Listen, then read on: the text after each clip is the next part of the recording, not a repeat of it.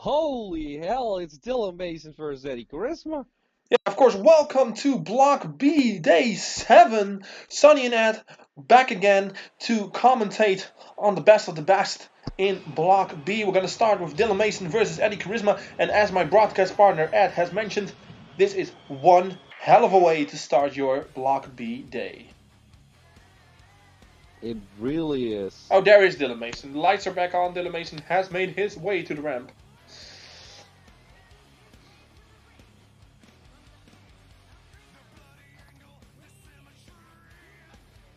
Well, Mason was weirdly nice to his competitors this weekend. He talked briefly about Eddie Charisma, as he still called him Hellbreaker. He said, "You are not a changed man. You are still the same man. You're still the same man with the sickness inside of you that you felt that you were some, well, ungodly creature from the depths of hell, because that's what Hellbreaker thought." Yeah. You and Mason said one thing, and I really like that. He said, "I changed a lot, but did you ever see me change my name?" Ouch. Nope, we've never seen it. And for some reason, Hellbreaker thinks Eddie Charisma is a better name. It better suits him. He changed everything about himself. Yeah. But Mason doesn't believe that he really is the changed man that he wants to believe. It is these things that Mason sees in people, and they're usually right at some sort of level. Yeah, I mean, I can understand the assumptions, so to say, that have been made about Eddie Charisma. I mean, I personally have no problem with Eddie Charisma. I mean, he can call himself whatever he wants. If he doesn't feel right anymore with the name Hellbreaker, then you should be able to change it. That's all fine and dandy. The only thing that has to change is how you perceive yourself, how you handle yourself. Like Hellbreaker was a very handled himself and carried himself very differently. Like it's almost night and day difference with Eddie Charisma. It's really weird what a name change can do for you. Maybe this is about changing the name. Maybe this is about Eddie or Hellbreaker or whatever you want to call him having second thoughts about the way he should go about his business. But in the same case can be said for Dylan Mason because Dylan Mason has shown a more vulnerable, a more happy side, or a more Happy? forgiving. He is more compassionate. He Yeah, he but doesn't bury his opponents what in what he kind of says to them. So what I understood from what Mason said and what Eddie Charisma said, Eddie talked about him facing battles in the past with Mason. But he also says he's a different man, that this was his debut being Eddie Charisma. So he's still talking about his whole life.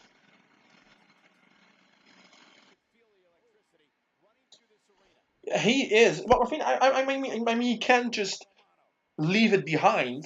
I mean, it is a part of who you are, right? You Yeah, can't well, of change the course. past. The past will always be with you in some way or another. Even maybe in reality, maybe you carry it with you in a form of a tattoo or something a loved one gave you. Or maybe it's just in your head, but it's always going to be a part, and it's always going to be, oh, a big running neckbreaker by Eddie Charisma there. It's always going to be something that morphed you into the person you are today. Your past is responsible for your present and is going to be responsible for your future. But it doesn't mean you have to be dictated or uh, how to say this correctly. It's you don't have to be who your past says you are. You can change, and Eddie Charisma is the shining example of not having your past dictate your future. But it can Well, if you yeah. let it. I mean, I agree, but like at one point you say that this is your new debut and whatever, Yeah, but another point you're still talking about your past battle with Mason. But this man, this Eddie Charisma, never faced Mason. I mean, am I lying? that's true. Eddie Charisma has never faced Dylan Mason. And still he is talking about facing Dylan Mason. And that's kind of my problem here with the way that Eddie Charisma handles this, because he says this is a new debut because he's a new superstar. But on the other side, he's still No, talking. that's weird. Yeah, that's weird. I mean, he Yeah, is Hellbreaker. Everybody knows he's Hellbreaker. He isn't somebody yes. differently. He's just Hellbreaker, but with all the darkness away. That's and what you left and what you get is Eddie Charisma, who's a far more positive person, a radical change from Hellbreaker the way he's been thinking, but it has given him some pretty amazing victories against the sorts of Vlad Michaels, Sander Cool. He has picked up multiple victories in this Diamond Cup, but telling people that you are a different person is very weird, as we see that Eddie Charisma and Dylan Mason are having a very awesome staring contest.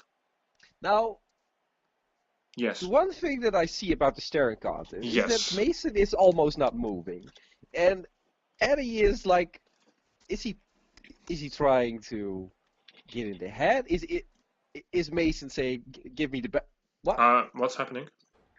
Oh, But what I'm not is sure what happened happening? there, but we see Dylan Mason now with a suplex on Eddie Charisma. Sorry for the technical difficulties. I think we're assuming as we see a kick to the inside of the leg and another kick to the inside of the leg. Kicks 2 times caught, and now Dylan Mason. What is he going for here? Oh, a soul food or an eat defeat by Dylan Mason. Now going to the top rope. We don't see Dylan Mason going to the top rope often, but now we see a double stomp from the top rope. A vicious maneuver. Very painful as he rolls him on his back. Going for the cover and a kick out at 2 by Eddie Charisma. I mean, But it has been as what you said, like uh, Eddie Charisma and Hellbreaker, same person. So whatever Hellbreaker has done is something that Eddie Charisma has ultimately done. yeah, but he tries to separate it, but then at the same time he unseparated. It is kind of a weird situation. But It's a maybe, very confusing. You could always say a confuse edge. oh my god, maybe this is the point where Mason is right. The sickness is still inside of you. I mean, it makes sense if you cannot decide who you are anymore. Although you are Eddie Charisma, it's just it is a weird thing. And that's probably what happens when you change your name. I mean, that's why I'm the one and only Ed Ultimo, and I will never change my name, because that is who I am. If I change it to Peter Van Hoest, then it's going to be something completely different, and I'm going to be confused. Yeah, yeah, that's true. As we And see Eddie it seems Charisma. that Eddie really is confused here. Well, oh, I don't double know. stomp by Dylan Mason. He missed his roundhouse kick, but he hit the double stomp to the chest. And now locked up. Neither. Oh, big knee strike by Dylan Mason. Eddie Charisma goes down, trying to crawl to the corner. But Dylan Mason now going for a deadlift German. Very nicely done by Dylan Mason. And now stomps onto the back of Eddie Charisma.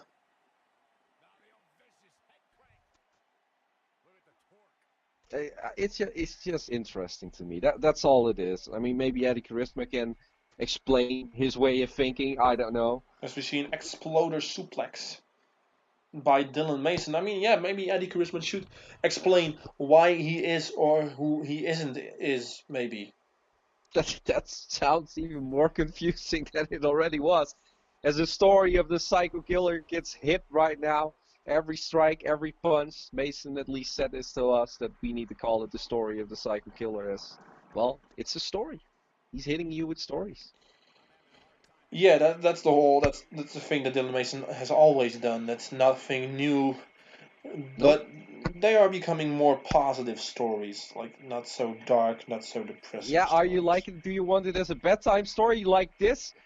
Is this gonna be the bedtime story for? No, it's not. It's countered. Eddie Charisma here for a big move. Eddie Charisma might pick up the biggest victory of his career against Dylan Mason. Now going for the cover and a kick out at 2 by Dylan Mason. It's going to be really interesting to see who is still able to pick up the victory here, who is still able to get that last bit of reserve. As we see a float over DDT against Eddie Charisma by Dylan Mason. Dylan Mason might be looking for that patented knee strike, but he hasn't gone for it as of right now. Another time he's gonna fly. I don't know if that's a smart move, but Mason's gonna fly, ladies and gentlemen. This time Oh moving my around god, for a a moonsault. moonsault! Beautiful moonsault as he goes for the cover. And kick out by Eddie Charisma at 2.5. This is probably one of the most grueling matches we've seen in day 7. This is a long match, one of the longer ones in the last couple of days. Yeah. Both guys just don't want to give up. Mason, well, just wants to continue winning, and I think Eddie Charisma just wants to make a point that he can defeat Dylan Mason, because that's what he said. Yeah, and another deadlift German to Eddie Charisma by Dylan Mason. And at this point, Dylan Mason is all over Eddie, going for the cover yet again, and a kick out at 2 yet again. Eddie Charisma isn't staying down for the free count. He is showing a lot of heart here tonight, but he has to remember that he still has 3 more matches to go. Well, both of the competitors. I mean, Mason as well. I mean, he may be insane and all that kind of stuff, but um, is fatigue even a thing for an insane person? I don't know. I haven't studied that. I only printed out my degree, remember? As we see a rope break by for Dylan Mason here with the pinfall on Eddie. But I know you say that Dylan Mason needs to check himself, but I mean, he is the one on the offensive, and I mean, I know we've said that you want your matches to be as short as possible, but if you're in control and you're only wasting energy by performing big moves like deadlift Germans or knee drops or moonsaults, energy is a lot faster and a lot easier to replenish, to replace, than to make sure your body doesn't hurt like hell the next day. Yeah, it's another float of. Oh, we haven't seen this before in Diamond Cup, I do believe. No, we haven't seen. We have seen. Uh, well, to say we have seen people being counted out. Yeah, but we haven't seen somebody use the table. I don't know if it's going to happen. Well, we of course seen them smashed on the table, but not through the table. Well, it No, seems like that is what Dylan Mason has in store yeah, for Eddie Charisma. Mason is planning something, but can Eddie counter it? That is the question. Well, it doesn't seem like it. As you see a suplex on the floor, but Dylan Mason needs to take his time, or he shouldn't take his time because he only has like 10 seconds to perform it before the referee Yeah, counts both I of them agree with out, you. and that means that he gets 50% less point than he should get with a singles victory. So this is a bit of a gamble because if this takes too long and you get counted out, then it's all for nothing. Then why are you doing this? Well, he's again going up top. I don't know what Mason is thinking. He just wants to jump, and that's a big jump. Well, he Holy hell! well he connected with it, so. Yeah, I know, but it's a big jump. It's not a small jump or whatever. No, it is a big. It was a long way down. As we see a suplex now by Eddie Charisma on Dylan Mason, and it seems like Dylan Mason may have taken way too much time. As Eddie Charisma isn't interested on putting him through the table, he is just interested on getting 2 points from maybe the most important, most well-known superstar in UCW, and he kicks out at 2. At least he kicked out at 2 at this point in time. As we see, Dylan Mason now blocks the right hand. Blocks the right hand by Eddie Charisma. And now going for a running elbow drop, but Eddie has rolled onto the apron out of the way. Very smartly done. Now onto the apron. And now Dylan Mason, the vicious side of Dylan Mason with a back suplex, drops him right on the hardest part of the ring apron here. And now Dylan Mason might be looking for the one thing he has been looking for the past couple of minutes.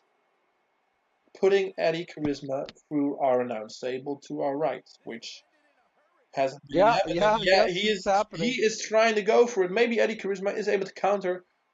What is it gonna be? Oh my god, a vicious side slam right through the announce table by Dylan Mason. As we're going to see the replay of that devastating maneuver. And now That's this gotta be match it. should be in. Dylan Mason, he could just walk in the ring and this match would be over. but he wants to finish this. As we see a springboard splash to the back of Eddie Charisma. I don't think I've ever seen Mason do a springboard. I didn't even know he could do it. Well, I've never seen him do a moonsault, but Dylan Mason is able to put Eddie Charisma away. And it was a hard-fought battle, one of the longest matches in the tournament that didn't end in a count-out. As I'm referencing to block members Jiraiya and Mike Hansen, who will both be in action later on this evening. But you know what I mean, right, Ed? This was one of the longer matches of the tournament. Yeah, Almost. it was. It was. We are in. If you don't count the entrances, we are in like the 14 minutes stage, and that's probably the longest we had in this tournament. This was a long match, and that is grueling for both competitors. That also means they both spent a lot of energy, and it isn't the most smart thing to do when you still have 3 more matches left.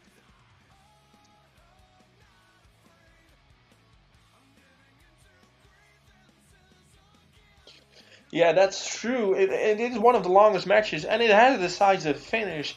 The count-out match is the longest. Also one of the longest matches. We should check which match was actually the longest for our record books. But this one had a decisive victor with Dylan Mason being able to put Eddie Charisma away. But it took him a lot of effort to put Eddie Charisma away. So all the props to, of course, Dylan Mason for the 2 points, but Eddie for showing a lot of heart throughout this entire match. As we're going to our second match of the evening, of course, Jiraiya facing Sander. Cool. Uncle Sander in action yet again, still with 2 points after his shocking day 1 victory against the Bill Nemeth. And Jiraiya is in the lead as of right now. So technically right now Dylan Mason is in the lead after winning, but we're going to see what Jiraiya is going to be able to do as the screen goes black. Really black.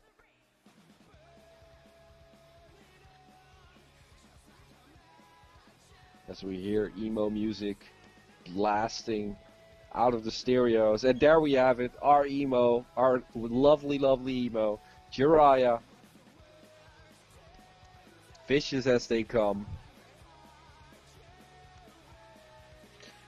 Yeah, he really is still, of course, UCW Hardcore Livestream Championship. As long as he is in the Diamond Cup, it won't be defended. So it will be defended first things first, of course, around the May 25th.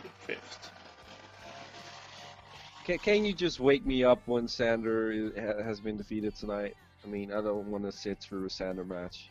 Well, you're gonna have to. I'm paying you to do that. Yeah, I'm gonna sleep. Maybe do I need to cut your pay and give it to the refs? I mean, they well, actually pay. Ladies and gentlemen, I'm still here. I'm still the best damn commentator you ever heard. I need that money. I have a child coming, you know. So how many? Ultimo. Don't scare me, Sonny. Don't you want twins? It's scary becoming a parent, damn it. Ed Junior, Sandy Junior. I can't believe I need to commentate on another Sander cool match. Oh, it's been a horror. It's been an absolute horror every single day. You know there's such things as overreacting, right? I mean, it's mostly reserved for women, but this isn't overreaction. Yeah, this is just the truth. I mean, everybody is just tired of seeing Sander on their TV screen, seeing him in the ring. They just want him gone. I mean, look at the man. He looks like an absolute pathetic little joke, because that's what he is. That was the slowest run I've ever seen, with the weakest clothesline and a big suplex immediately by Jiraiya, just punishing Sander for the weakness that he's showing. It's just pathetic. Well, you know, there is such a thing as overreacting. I mean, there's also people who find Chip a better commentator than you. That doesn't mean you're not a good commentator. They never said that. That is a lie. All right, then whatever you want, Cupcake. Do I need to remind you of that lovely poll we put online? Yeah, do I need to remind you that there was a person who thought that Chip was better? That's one person.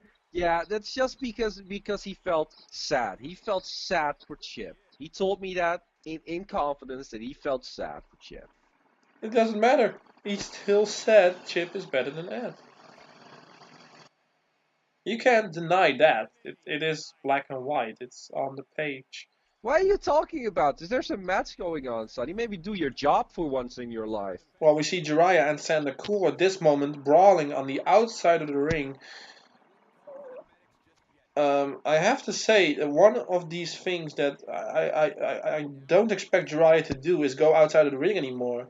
I mean, he has lost points going out to the outside once before, so I don't think it's the right strategy to do it again. As we see a cover and Sander being able to kick out at 2. I mean, you would expect somebody to change up their strategy once you notice that it's not working, right? I mean, I'm asking you, Ed, as a wrestler, what would you do? Well, I can see what Jiraiya is doing. I can see what he's trying to do. Of course, you need to getting this fact. If you want to punish your opponent, outside does way more damage. You have the hard floor. You don't have a padded mat. You have a hard floor. I mean, it just does more damage, and that way you can end the match quicker. But on the other side, yes, he did, well, have a draw. So if he just pays attention to the referee, just always gets in before the 10 count, then it's going to be fine.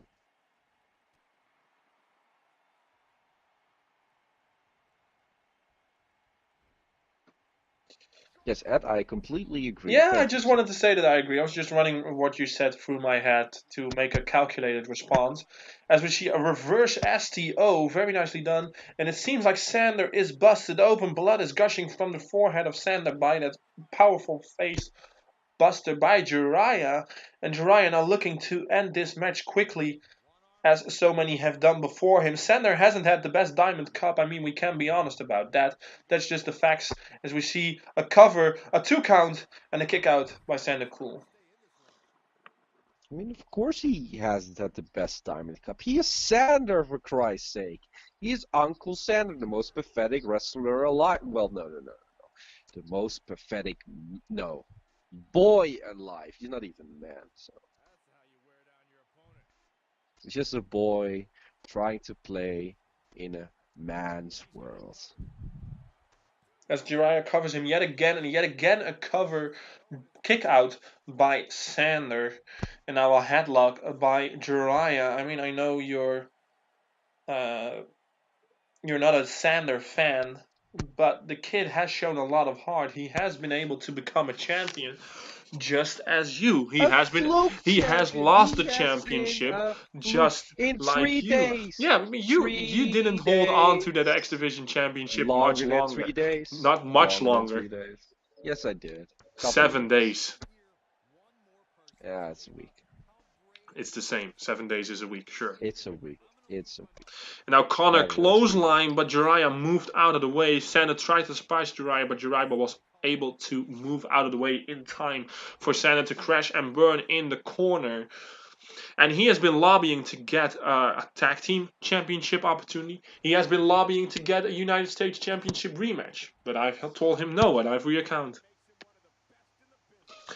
And now Jiraiya with a high cross body to the floor and hitting Sander in the process. Finally, you smarten up, Sonny. You told Sander, no, you're not gonna have those opportunities. You're not gonna have because you're a joke. You're pathetic. You shouldn't be in the wrestling ring. You finally told him the truth, Sonny. It's about time.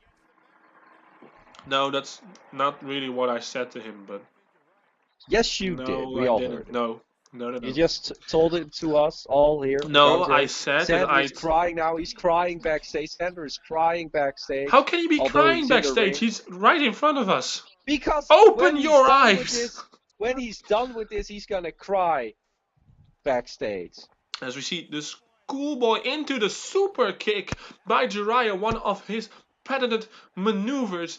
Let's see if he can put Sander away with the super kick. 1, 2, and a kick out by Sander at 2.5. It's time to give a kiss of an emo. Jiraiya. It's time to give the kiss of Nemo. Let's go. No, that's. Well, we see a splash, a blood splash that Jiraiya might call it. And that picks up the victory for Jiraiya. The 3 count and Sandacool being stuck at 2, and Jiraiya is sending us the message that he is going to be winning Block B, but he is firmly in control as Day 7 continues.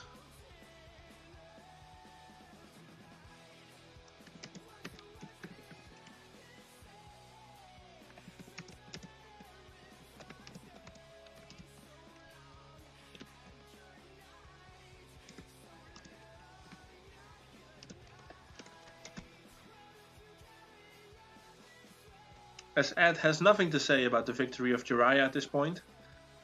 Oh yeah, I was just drinking some water. Oh yeah, fine. That's... Don't drink on the job. I drink when I damn well please. That's in my contract. No, in your contract is that you... Yes. No. In my contract, I don't know why you wrote me that contract. It says you can drink on the job because you need desperados in your life. They are your love of your life. Blah, blah, blah. That doesn't sound like me putting that in your contract. Who did you negotiate this with? Did you do this with? Maybe the difference. The old general manager. Maybe I talked to him. It's possible that he gave me the contract. He didn't care. He didn't really look like he cared. He was always like, you want to drink desperados on the job? Go for it, man. Go for it. I'm just gonna, sit in a car the whole day. Well, I mean, the contract negotiation was in a car, so it's kind of weird. That's true. That's true. But yes, so it's in my contract, so I cannot do anything about it. So I'm gonna crack open a cold Desperado. You can buy it at Cantina Desperado. I forgot my own Cantina bar name.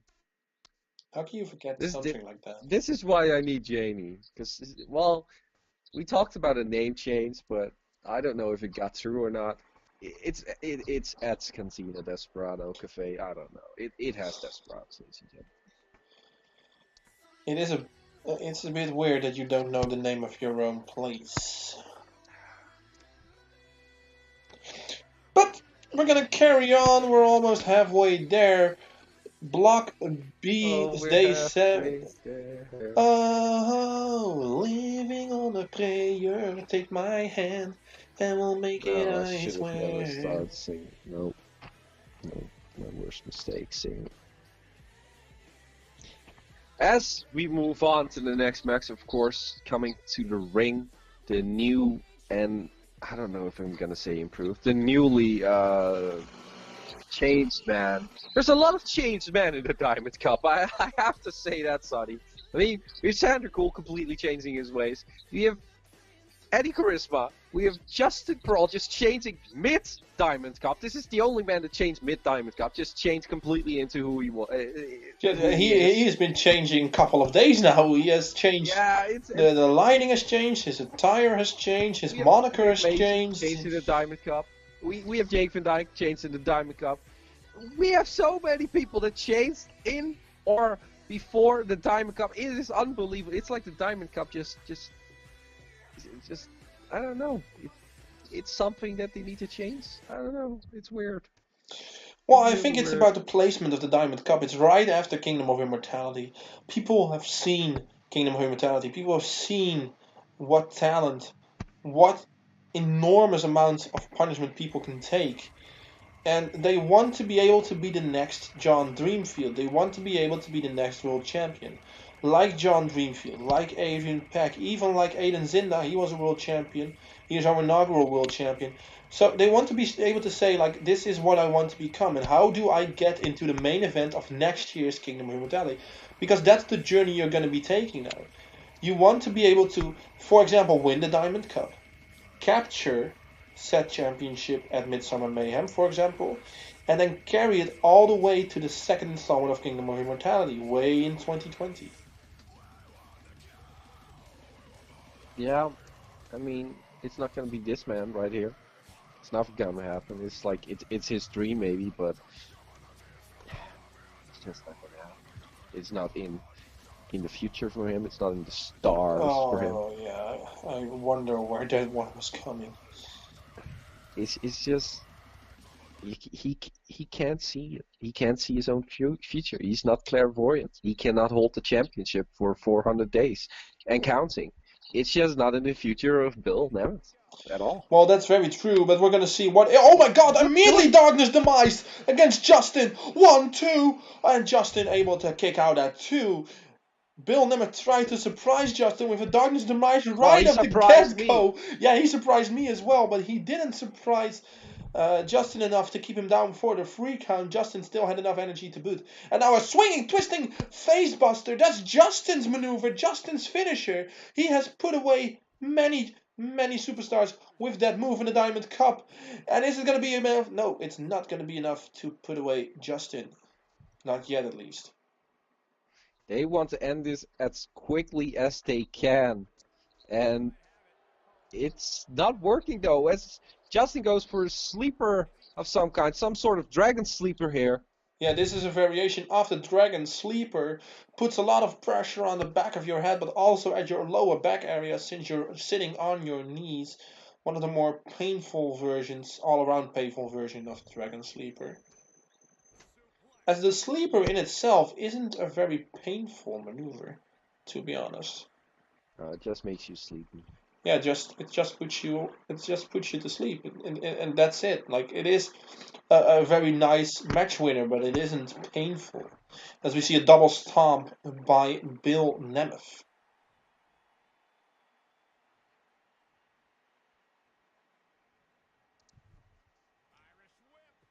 So Justin has been posting these messages saying that he's somebody else who has destroyed Daniel Roberts and forced him into early retirement. And Justin is boasting about the fact that he knows who this person is. Well, maybe it's himself? Maybe he did it? That's possible. I mean, he would need the match to get onto Power Struggle, because otherwise I wouldn't let him into the arena, because people in the Diamond Cup aren't allowed to be on Power Struggle. I mean, it's not the first time that we see Justin Peralta with a mask. True, he was El Legendario. Yeah, so it is possible. I mean, and of course, with his changed look, you maybe haven't seen him. You didn't recognize him. It's also possible. Well, I mean, I know he changed his look, but I know what he looks like by now. I've seen a couple of days during the Diamond Cup. I mean, yeah, but if he's wearing a hoodie, if he's wearing a mask, then it's going to be really difficult to recognize him. Yeah, that's true. So it is possible. I mean, people have brought up the fact that the people that have been attacked were all from the now defunct Riddle Empire. Not a darkness demise here, but Bill Nemeth on Justin, and 2. And again, Justin able to kick out. The second Darkness Demise wasn't enough yet again. And now it's becoming a real painful thing for Bill, because he doesn't know what he needs to do. How many Darkness Demises does he need to put Justin away? Well, he's going to go for a submission of his own now, trying to tap out Justin Pearl, but I don't think Justin... He's not going to tap. Nope, the referee says he didn't tap. Nope, but he has let go of the hold, and he is going to try something differently now. Again, working on the arm. Yeah, working on the arm. I mean, I'm not sure if Bill Nemeth has a specific kind of move to the arm. I mean, the Darkness Demise is a roundhouse kick to the face, so... As again, we see a jumping knee strike. So it's gonna be incredible to see how Justin... or how Bill is going to react to the fact that Darkness Demise isn't enough, because that's his patented maneuver. He has put away many people with that move, and he only needed he only needed one shot as well. So, and now a suplex on the floor. I mean, he's just going to punish him on the floor now. What I talked about, it is the most hard part here, and I mean, it hurts. I got hit by diamond edges on the outside of the ring, and yeah, I went to the doctors after that match. I can say that. I mean, no, that's not true, because at first did commentary still, but it was difficult there. It wasn't like my best job. Thankfully, we were just watching how two people were beating each Yeah, other. true. As we In see Justin going for the cover on Bill. 1, 2, and 3, and Justin has beaten Bill. I saw a heel kick by Justin, but I didn't think it was gonna be the de facto move. I mean, well, Justin has but had that's bigger what I moves. talked about. Normal moves, normal everyday moves could end it now. It's all about fatigue. It's all about that factor. Anything can end your opponent. I mean, of course, you should always go for your most big move. But going after a pin, after just a punch, a kick, an elbow strike, it can end the match at day 7, ladies and gentlemen.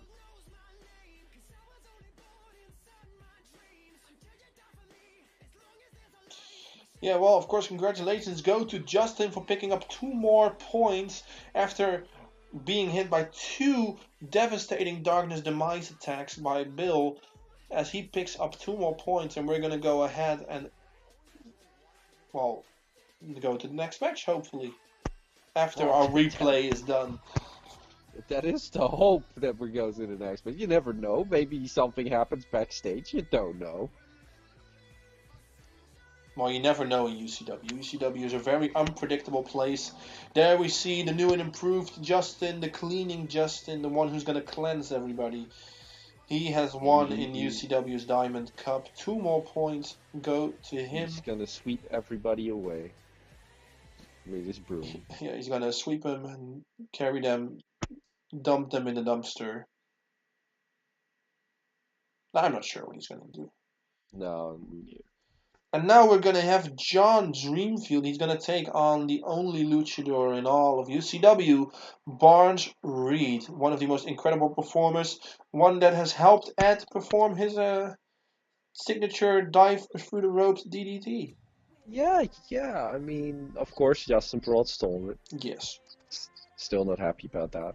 Understand. But yeah, he did teach me that, and it's a fantastic move. It does a lot of damage to the face. It's just, and it's flashy, you know. It's flashy. Well, yeah. Just like this man is flashy. John Dreamfield, he's a flashy man. Yeah, he's a flying Dutchman.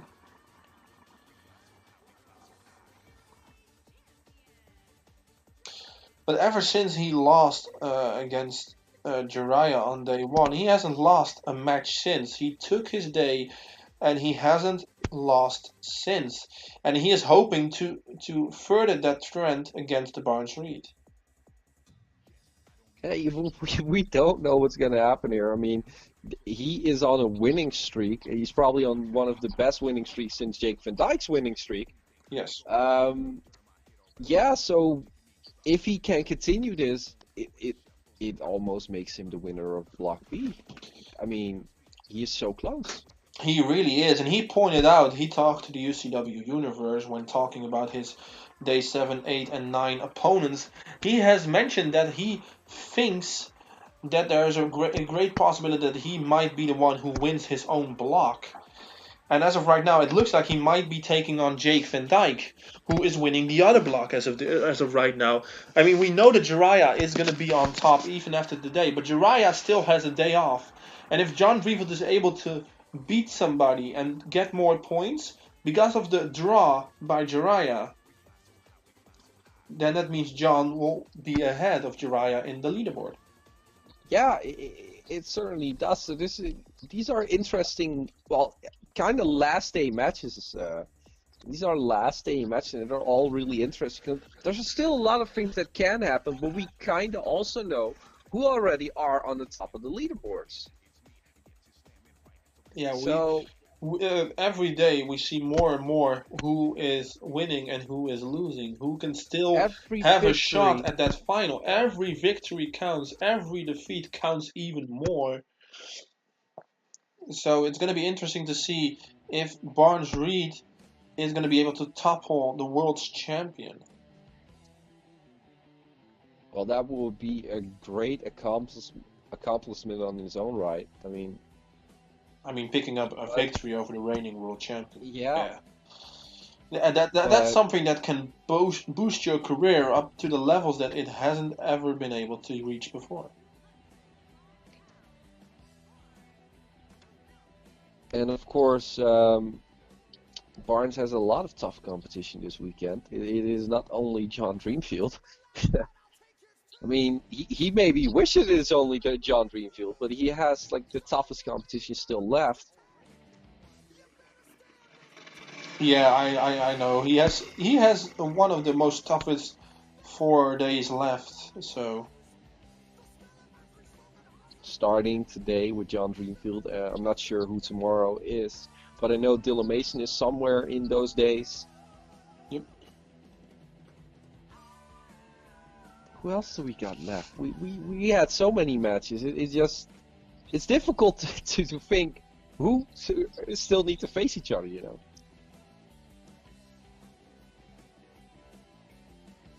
But such a good song.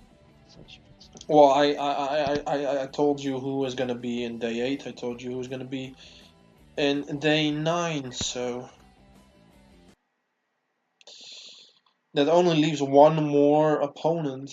That means, and John Dreamfield has spoken about this. He knows who his day 10 opponent is gonna be already. Yeah, he indeed knows who's they. As Barnes really quick on the attack Oh, here very with a nice with a slingshot leg drop. A draping leg drop, I should say, with John Dreamfield's head hanging. And now a slingshot slenton to the inside. Very nicely done. some quick moves here by the luchador. I mean, of course, quick moves by a luchador. I mean, that's why he's a luchador. But he's really taking up high gear here tonight. An elbow drop misses as John Dreamfield moves out of the way. John now taunting Barnes. I mean, he was just jumping. I thought it was going to go for a move, but it was just a jump. Well, we see it now. Big tornado DDT. Of course, Barnes being very familiar with a tornado DDT. As we see now a Hurricanrana by John Dreamfield. And it seems like John Dreamfield is doing the moves of Barnes Reed as he goes for a leg until over the back of Barnes Reed. Now John Dreamfield going for the first cover of the matchup. Barnes Reed being able to kick out at 2. Now, usually when John Dreamfield does that in the ropes, he goes for a 619 of some sorts, but not today here apparently. He's having a different mindset, I guess, as he goes for a big elbow drop. And again, the elbow drop misses. It's just like every elbow drop, it's going to miss. Yeah, it is one of those things where I think like maybe he thought about it. Maybe he thought it was too early. Maybe he thought Barnes was still to see a head scissors into a DDT. Very nicely take over by Barnes Reed against the world's champion, of course, John Dreamfield over here. As we see going for the cover, and John Dreamfield being able to kick out at 2, almost Barnes Reed with probably the biggest victory of his career. Yeah, it was close for him to say the least, but it's not the win yet, Barnes. And a power slam and a kick to the back. And again going on top rope. This time the elbow drop finally hits, immediately going for the pin. What? Not even a 1 count, as just John Dreamfield ignores the move. Well, that doesn't really sound like John Dreamfield, but what I do know is that ever since he lost to Jiraiya, John Dreamfield has been wanting to prove himself to be a worthy world champion, because that's the one thing that you hear. Like, he won the title, but the first match after he won the title, he immediately lost. So people were doubting if his loss, or if his win, I should say, against Adrian Pac was a fluke. And he has been doing everything in his power to prove to the fans, to its critics, and of course to his opponents, that he is a worthy world champion. And that every time you step into the ring, you have to bring your A game, so to say. Yeah, and I mean, he has been doing fantastic. I cannot deny, at first I was also kind of like one of the, well, I don't want to say doubters, but I did think Oh, like big this. splash by John Dreamfield. This is how he won the title. 1, 2. Oh, and Barnes Reed just able to kick out at 2.5. And John Dreamfield can't believe it. I mean, go on, Ed. You said you had your doubts as He well. he won with a frog splash, by the way. This was just. Yeah, This I was know. a, I got this them is, confused. As we see a Hurricane yeah, Rana. you gotta go. But you were But saying. yeah, what I was saying is like that. of course, the doubts creep in your minds when you see a champion. And the first match he has as a champion, he loses directly as another big body splash hits. Again going for the 1, 2, and then a Oh, kick out. very small kick out. Couldn't even see Barnes' shoulders get up, but I'm going to trust the referee on this, and so does Dreamfield. As we see a double stomp and now a kick to the chest, and John Dreamfield again going for the cover on Barnes. 1 and a 2 count this time. He has been aggressive here, Yeah, John really Dreamfield. aggressive. But John Dreamfield seems to be wanting to finish Barnes off with the sweet dreams. Is he going to be able to hit it? Yes, he does. He hit the sweet dreams, the GTS, the knee strike to the chin of Barnes Reed. And we're going to go and see a quick replay. But I want to see if John Dreamfield is going to go for the cover. He is taking his sweet time. He knows that this is going to be enough. 1, 2. And oh, John Dreamfield, it's not enough. It's not enough because Barnes Reed is able to kick out of the GTS, the Sweet Dreams. Well, maybe exactly what you said. He's taking his time. If he didn't take his time, it could have ended the match. But John, for some reason, thought, you know what, it is enough. And that is unlike John. Yeah, well, but he was able to block the low enziguri by Barnes Reed. Now Barnes Reed with a power slam. And now Barnes Reed, it looks like he is having his second win here tonight. And now Barnes Reed with a frog splash of his own, a frog splash by Barnes Reed, going for the cover, and a kick out at 2. You see the referee saying it's 2. Barnes Reed going for another cover, but John Dreamfield kicks out before the count even started. Barnes just keeps that quick offense going, and that's what he has to do. That's why you're a luchador. He goes for his snap bear, had something. I don't know.